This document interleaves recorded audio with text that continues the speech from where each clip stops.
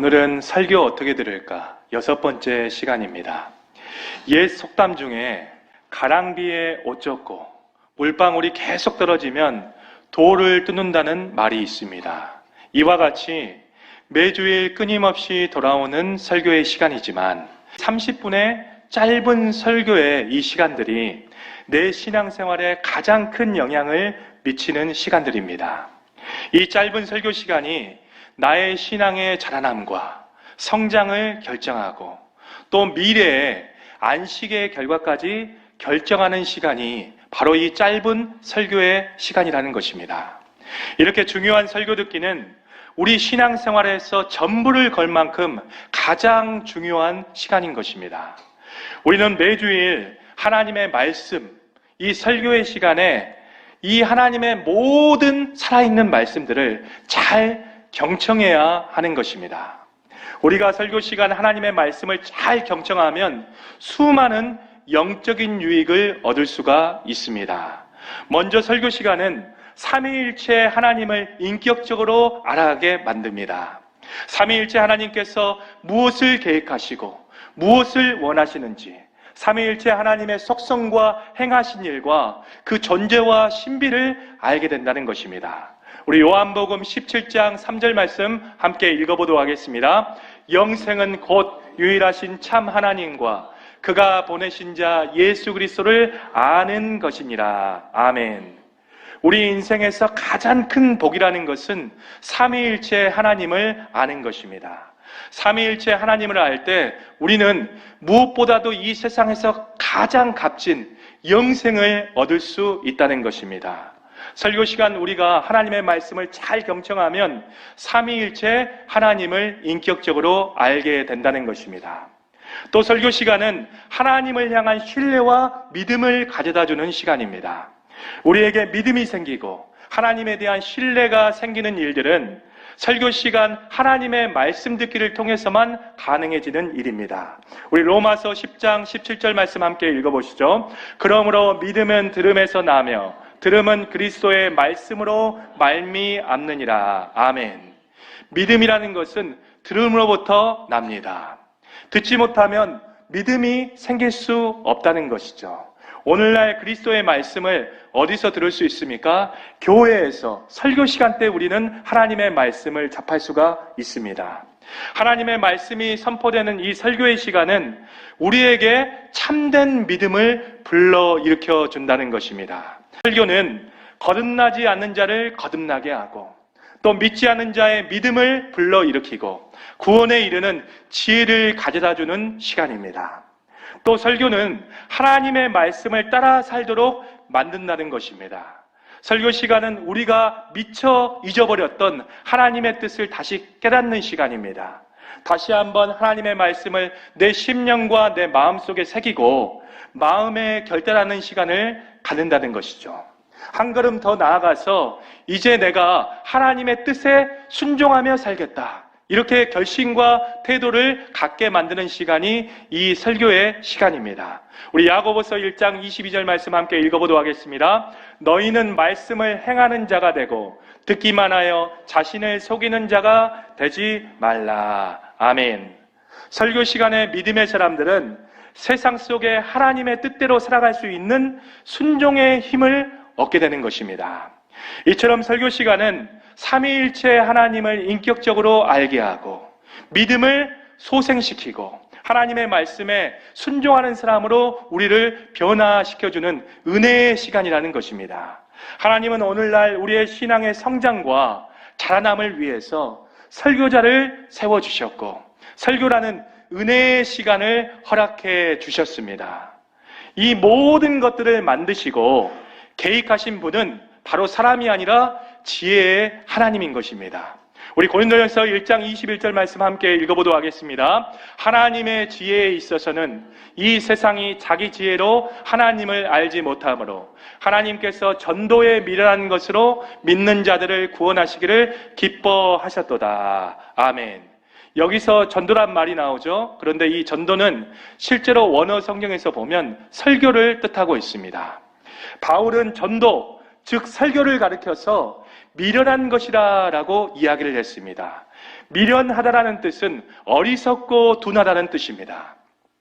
세상 사람들이 보기에 이 설교라는 방법이 가장 어리석고 가장 둔한 방법으로 여겨질 수도 있습니다.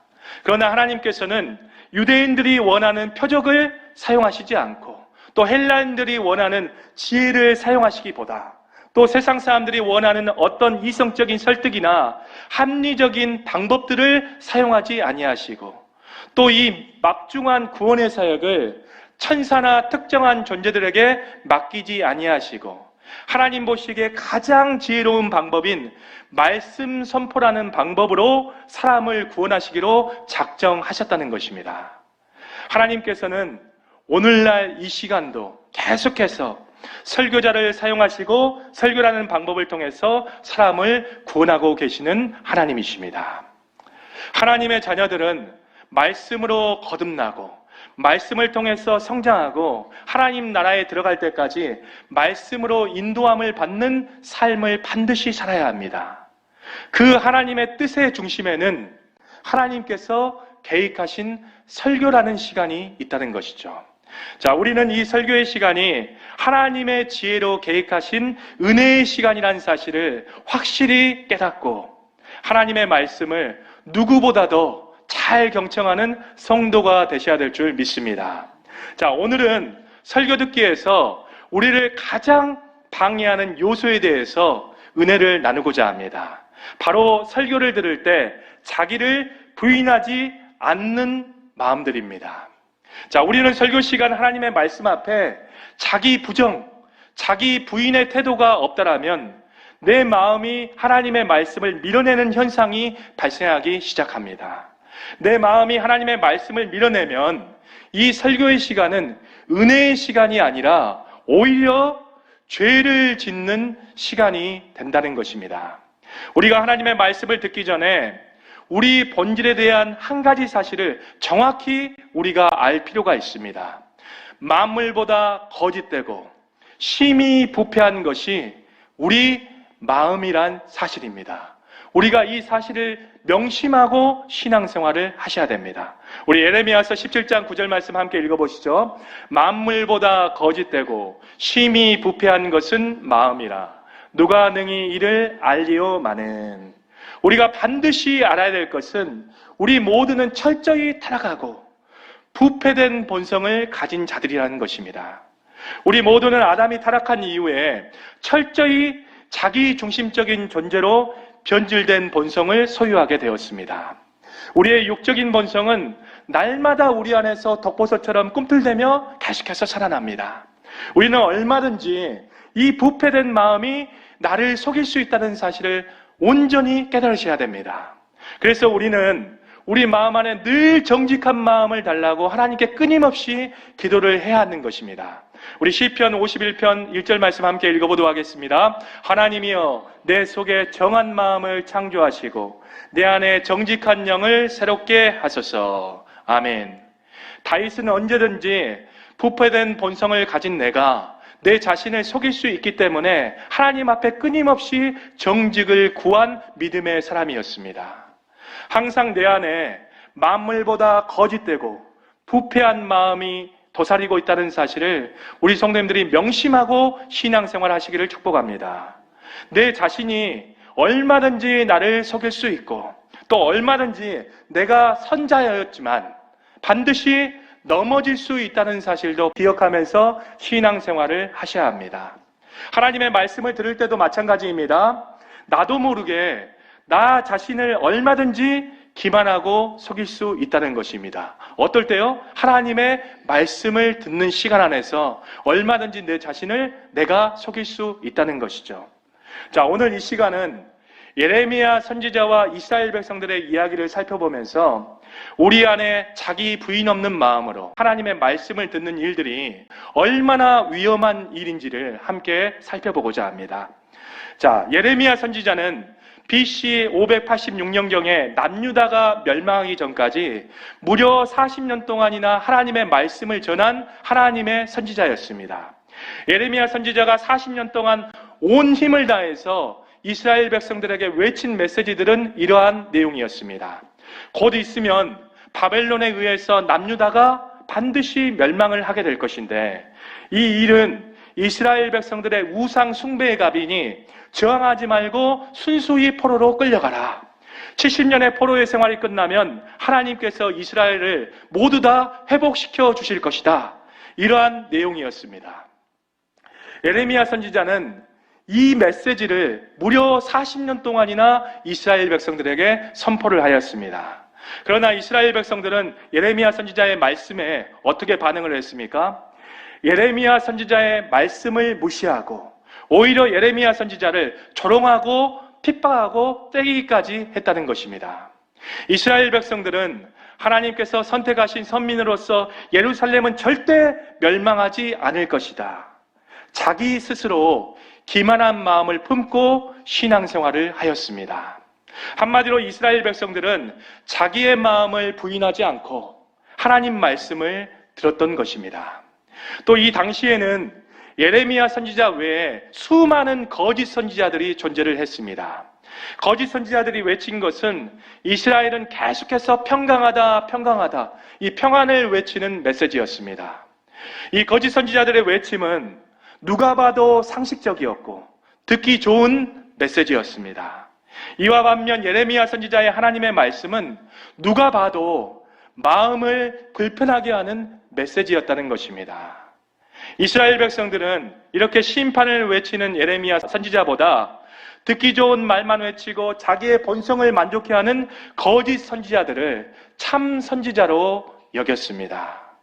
오늘날도 예레미야 시대처럼 예수 믿으면 부자 된다, 예수 믿으면 만사형통한다, 예수 믿으면 자기의 모든 꿈과 자기의 모든 소원을 이룰 수 있다, 이렇게 말하는 거짓 선지자들이 있습니다. 또 이것이 참 복음, 참 선지자다, 이렇게 따라가는 사람들도 오늘날 많이 있습니다. 주님은 마지막 날 하나님의 참 말씀을 따라가지 않는 그러한 많은 사람들에게 내가 너희를 도무지 알지 못한다, 이렇게 말씀을 하실 것입니다.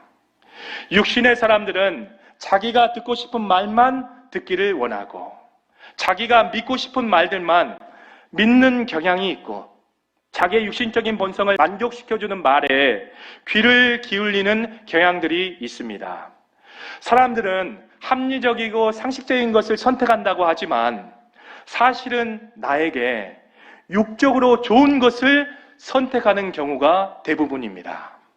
하나님의 말씀도 자기의 육적인 본성을 부인하는 마음으로 듣지 아니하면 하나님의 말씀을 자기가 육신적으로 원하는 것만 골라 듣는 현상이 발생하게 된다는 것이죠.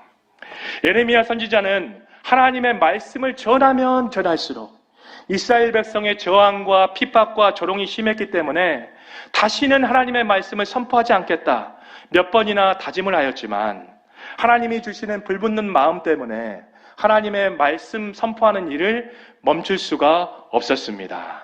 우리 예레미야 선지자 하면 떠오르는 유명한 말씀이 있죠. 우리 예레미야서 20장 9절 말씀 함께 읽어보도록 하겠습니다. 내가 다시는 여호와를 선포하지 아니하며 그의 이름으로 말하지 아니하리라 하면 나의 마음이 불붙는 것 같아서 골수에 사무치며 답답하여 견딜 수 없나이다. 아멘.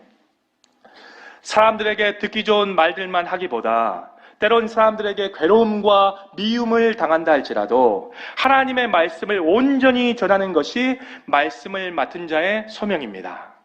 어느새 예레미야 선지자가 하나님의 말씀을 전한 지 40년이 흘렀습니다. 예레미야 선지자가 그토록 40년 동안 예언한 것처럼 BC 586년경에 바벨론 군대가 쳐들어와서 많은 이스라엘 백성들을 바벨론 포로로 끌려갔고 예루살렘은 다 회파가 되었습니다. 이스라엘 백성이 듣기 싫어했던 하나님의 말씀이 현실에서 똑같이 이루어졌다는 것입니다. 이스라엘이 패망한 후 바벨론은 그달랴라는 이 한 사람을 유다의 총독으로 세우기 시작합니다.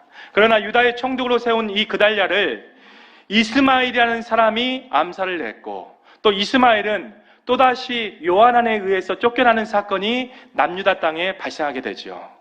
이 요하난과 이스라엘 지도자들은 바벨론이 세운 이 그달랴가 암살을 당했기 때문에 바벨론에게 해를 당할까봐 몹시 두려워하였습니다. 그래서 내린 결정이 애굽으로 피신을 가고자 하였습니다. 이들은 급히 예레미야 선지자를 찾았습니다. 마지막으로 하나님의 뜻을 확인해 보고 싶어 했기 때문입니다. 자, 요한한 일행들은 예레미야 선지자를 만나서 겸손하게 하나님의 뜻이 무엇인가 이렇게 하나님의 뜻을 온전히 무릎 꿇으며 구하기 시작합니다. 우리 예레미야서 42장 3절 말씀 함께 읽어보도록 하겠습니다. 당신의 하나님 여호와께서 우리가 마땅히 갈 길과 할 일을 보이시기를 원하나이다. 아멘. 요한한 일행은 예레미야 선지자에게 우리에게 갈 길과 모든 할 일을 보이소서 이렇게 정중하게 하나님의 뜻을 구하게 됩니다. 이 정중하고 겸손하게 하나님의 뜻을 구한 요한한 일행에게 예레미야 선지자는 이렇게 답변을 해주었습니다. 우리 예레미야서 42장 4절 말씀입니다. 선지자 예레미야가 그들에게 이르되 내가 너희 말을 들었은즉 너희 말대로 너희 하나님 여호와께 기도하고 무릇 여호와께서 너희에게 응답하시는 것을 숨김없이 너희에게 말하리라. 아멘. 예레미야 선지자는 이 요한한 일행들에게 하나님의 말씀을 과감히 숨김없이 전하겠다 이렇게 답변을 하였습니다. 이 답변을 들은 요한한 일행은 예레미야서 42장 5절 6절 말씀에 의하면 무슨 말씀이든지 하나님의 말씀을 온전히 따르고 순종하겠다 이렇게 다시 한번 답변을 하게 됩니다. 참으로 아름다운 모습일 수가 없습니다. 자, 열흘이 지나서 예레미야 선지자에게 하나님의 말씀이 임하기 시작했습니다. 하나님께서는 이렇게 말씀하셨습니다. 하나님께서는 요한한 일행들에게 예루살렘에 머무르고 애굽으로 피신하지 말라. 애굽으로 도망가게 되면 칼과 전염병과 기근으로 다 죽을 것이다. 이렇게 말씀을 해 주셨습니다. 문제는 하나님의 뜻이 선포된 이 시간부터입니다. 무슨 말씀이든지 순종하고 내가 하나님의 말씀을 듣겠다던 요한한 일행의 태도가 갑자기 돌변하기 시작합니다. 우리 예레미야서 43장 2절부터 3절 말씀 함께 읽어보도록 하겠습니다. 호사야의 아들 아사랴와 가레야의 아들 요하난과 모든 오만한 자가 예레미야에게 말하기를 내가 거짓을 말하는도다. 우리 하나님 여호와께서 너희는 애굽에 살려고 그리로 가지 말라고 너를 보내어 말하게 하지 아니하셨느니라. 이는 네리야의 아들 바룩이 너를 부추겨서 우리를 대적하여 갈대아 사람의 손에 넘겨 죽이며 바벨론으로 붙잡아가게 하려 함이라. 아멘. 요한한 일행들은 자신의 뜻과 다른 하나님의 말씀을 전한 예레미야 선지자에게 적반하장으로 내가 거짓말을 말하는도다 라고 이야기를 합니다. 그리고 예레미야 선지자의 이 선포에 하나님의 말씀을 부정하기 시작합니다. 여기서 오만한 자란 말씀이 나오죠. 이 말씀은 요한한 일행이 하나님의 말씀을 대하는 태도들을 가리키고 있습니다. 요한한 일행은 예레미야 선지자가 한 말씀이 하나님의 말씀이 아니라 거짓말이라 여겼습니다. 왜 그렇게 생각을 했을까요? 한마디로 예레미야 선지자가 전한 하나님의 말씀이 자신이 듣고 싶었던 말이 아니었기 때문입니다. 그들은 더 나아가서 예레미야 선지자가 선포했던 말씀이 자신이 듣고 싶은 말이 아니었기 때문에 예레미야 선지자의 이 선포의 말씀을 부정할 뿐만 아니라 예레미야 선지자의 비서인 바룩이 부추긴 결과다. 이렇게 자기 합리화를 하였습니다. 결국 요한한 일행은 하나님의 말씀을 부정하고 애굽에서 비참한 죽음의 최후를 맞이하게 됩니다. 요한한 일행들도 처음에는 진심으로 하나님의 뜻을 구했을 것입니다. 그러나 이들은 처음에는 진심으로 하나님의 뜻을 구했다 할지라도 하나님의 말씀이 선포됐을 때 자기를 부인하는 마음, 자기를 부정하는 마음이 없었습니다.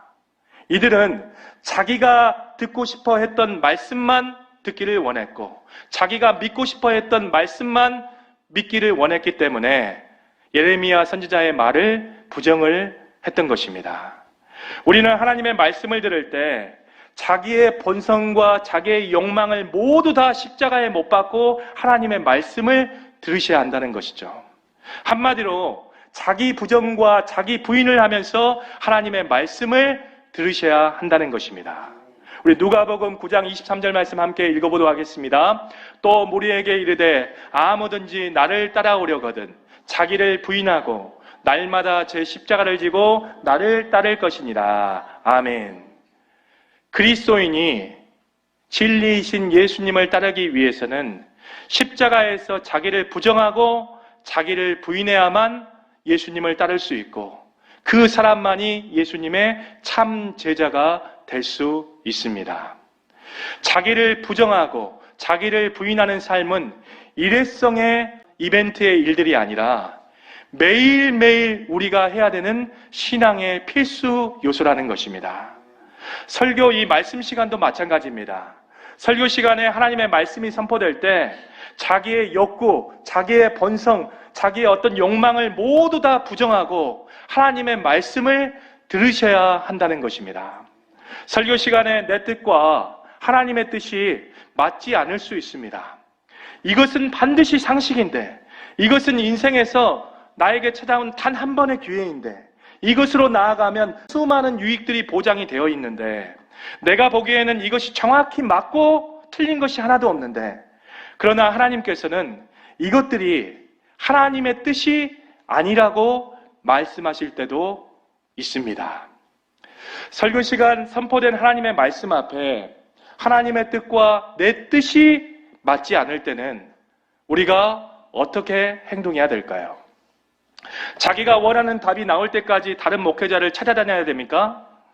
온갖 자기 합리화와 핑계로 이 하나님의 말씀을 부정해야 합니까? 저 설교자가 하나님의 말씀을 잘못 전하고 있다, 이렇게 비난을 해야 합니까? 아니죠. 자기가 원하는 답이 하나님으로부터 나오지 않을 때는 그때 필요한 우리의 말씀 듣기의 자세는 자기를 부인하고 자기를 부정하면서 자기의 뜻을 꺾고 하나님의 뜻을 따라가는 일들입니다. 설교 시간 하나님의 말씀을 들을 때 우리 모든 성도들이 해야 될 태도는 자기 부정, 자기 부인의 자세입니다. 내가 십자가에서 죽어진 상태의 마음으로 하나님의 말씀을 듣고 받아들여야 한다는 것입니다. 설교 시간 자기 부인과 자기 부정은 항상 나의 뜻을 십자가에 죽이고 주님의 뜻을 따르는 것입니다. 자, 그러면 이 시간 설교 시간에 어떻게 나를 부인하고 내 자신을 부정할 수 있는가? 그 방법에 대해서 우리가 함께 은혜를 나누도록 하겠습니다. 자, 첫 번째, 설교를 듣기 전에 내가 해야 될 일들이 반드시 있다는 것입니다. 먼저 설교를 듣기 전에 나의 욕심, 나의 본성, 나의 욕구, 한마디로 나의 옛사람을 십자가에 못 박고 죽어지는 행위가 먼저 선행이 돼야 됩니다. 옛사람이란 내가 거듭나기 전에 이 세상을 따르고 자기 욕심을 위해 살고 자기의 욕망만을 위해 살았던 자기 자아를 뜻합니다. 자기 옛자아가 십자가에서 철저히 죽어지는 것이 자기 부정, 자기 부인입니다. 우리는 하나님의 말씀 앞에 서기 전에 반드시 나의 자아를 십자가에 못 박고 하나님의 말씀 앞에 서셔야 한다는 것입니다. 우리 로마서 8장 7절 말씀 함께 읽어보도록 하겠습니다. 육신의 생각은 하나님과 원수가 되나니 이는 하나님의 법에 굴복하지 아니할 뿐 아니라 할 수도 없습니다. 아멘. 육신의 모든 생각들은 하나님의 말씀 앞에 내가 굴복하지 못하게 만드는 방해 요소라는 것입니다. 하나님의 말씀을 듣기 전에 먼저 내 육신의 자아가 철저히 죽어져야 한다는 것입니다. 설교 시간 하나님의 말씀을 듣기 전에 2000년 전에 나의 옛자아가 십자가에서 예수님과 함께 철저히 죽었다, 이러한 시인과 이러한 믿음의 고백이 반드시 전제가 되고 나서 하나님의 말씀을 들어야 한다는 것입니다. 자, 그러면 우리가 설교를 듣기 전에 나의 옛자아가 온전히 죽어지기 위해서 우리가 해야 할 행동들이 있습니다. 우리가 실천해야 될 순종의 행함들이 있습니다. 무엇입니까? 기도하셔야 된다는 것이죠. 자기 부인은 기도라는 과정을 통해서 이루어지는 것입니다.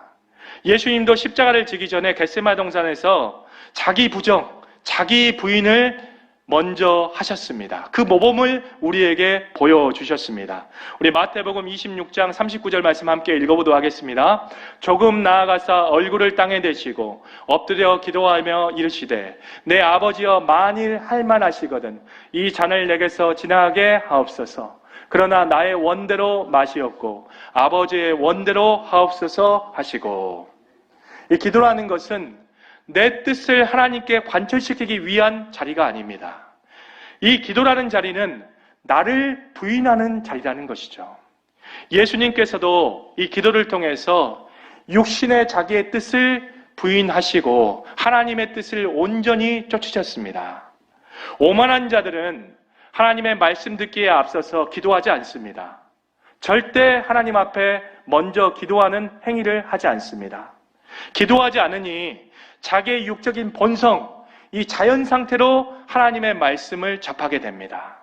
그래서 하나님의 뜻과 내 뜻이 다르다라면 자기 본성이 원하는 쪽을, 또 자기가 소망하는 쪽을, 자기가 믿고 듣고 싶어하는 쪽을 반드시 선택하게 됩니다. 그리고 더 나아가서 자기가 선택한 것이 의롭고 옳다는 것을 증명하기 위해서 자신의 뜻과 다른 메시지를 전하는 설교자를 비난하거나 미워하거나 적대시하게 되죠. 이러한 행위들은 요한한 일행이 예레미야 선지자에게 했던 반응이었습니다. 요한한 일행은 예레미야 선지자에게 내가 거짓말을 한다 이렇게 반응을 하였습니다. 더 나아가서 자기가 선택한 것이 옳다는 것을 합리화하기 위해서 요한한 일행들은 어떤 일들을 벌였습니까? 예레미야 선지자보다 더 상대하기 쉬운 예레미야 서기관인 바룩을 공격을 하였습니다. 바룩이 예레미야 선지자를 부추겨서 하나님의 말씀을 잘못 전한다 이렇게 자신을 정당화하기 시작했던 것이죠.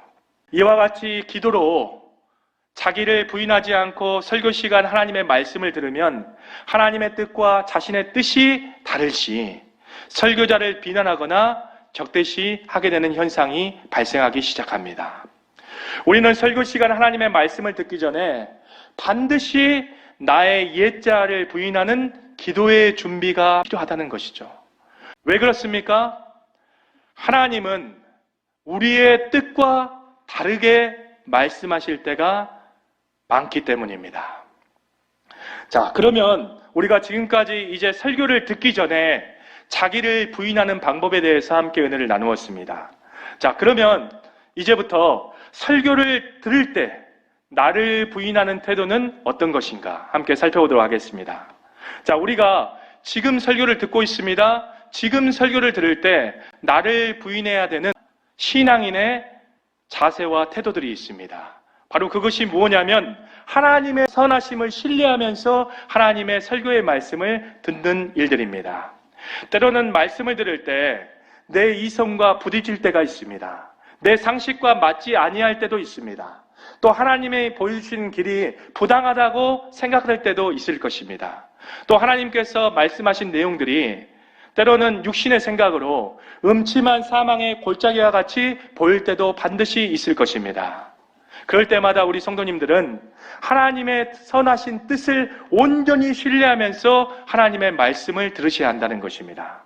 이 태도가 설교를 들을 때 자기를 부인하는 설교 듣기의 자세입니다. 하나님은 궁극적으로 선을 추구하시는 선하신 하나님이십니다. 하나님께서는 하나님의 자녀들에게 항상 좋은 것만을 주시는 은혜의 아버지라는 것이죠. 자녀가 떡을 달라 하는데 돌을 주시며 또 자녀가 생선을 달라 하는데 뱀을 주시는 분이 절대 우리가 믿는 하나님이 아니시다는 것입니다. 하나님은 전지하시기에 우리의 모든 미래를 모두 펼쳐보시고 지켜보고 계십니다. 이와 반대로 우리는 어떻습니까? 우리는 눈앞에 있는 현실만을 볼 뿐입니다. 하나님께서는 미래의 궁극적인 선과 내 영혼의 잘됨을 위해서 우리를 막다른 골목으로 모실 때가 있습니다. 잠깐의 고난 가운데 들어가라고 명령하실 때도 있다는 것입니다. 우리 이사야서 55장 8절부터 9절 말씀 함께 있습니다. 이는 내 생각이 너희 생각과 다르며 내 길은 너희 길과 다름이라. 여호와의 말씀이니라. 이는 하늘이 땅보다 높음과 같이 내 길은 너희의 길보다 높으며 내 생각은 너희의 생각보다 높으니라. 아멘. 항상 하나님의 말씀을 들으실 때 하나님의 어리석음이 나의 지혜보다 낫고 하나님의 약하심이 나의 강함보다 더 강하다는 사실을 반드시 신뢰하시면서 설교의 하나님의 말씀을 들으셔야 합니다. 우리는 설교 시간 하나님의 말씀을 들을 때 자기의 뜻과 다른 메시지를 듣더라도 선하신 하나님을 온전히 신뢰하시면서 하나님의 말씀을 듣는 것이 자기를 부인하며 하나님의 말씀을 듣는 태도와 자세라는 것입니다. 궁극적으로 신앙이라는 것은 내가 죽어져야 참된 신앙이 시작이 됩니다. 우리 고린도전서 15장 56절 말씀 함께 읽어보도록 하겠습니다. 형제들아, 내가 그리스도 예수 우리 주 안에서 가진 바 너희에게 대한 나의 자랑을 두고 단언하노니 나는 날마다 죽노라. 나는 날마다 죽노라. 십자가에서 나의 옛자가 죽어지는 삶, 이것이 자기 부정, 자기 부인의 삶입니다.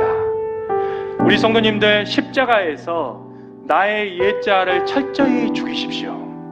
그래야 주님이 일하시고 주님께서 내 안에 사시기 시작하십니다. 내가 죽어져야 우리 가정이 살고, 내가 죽어져야 우리 교회가 살고, 내가 죽어져야 주변의 사람들이 살 수 있습니다.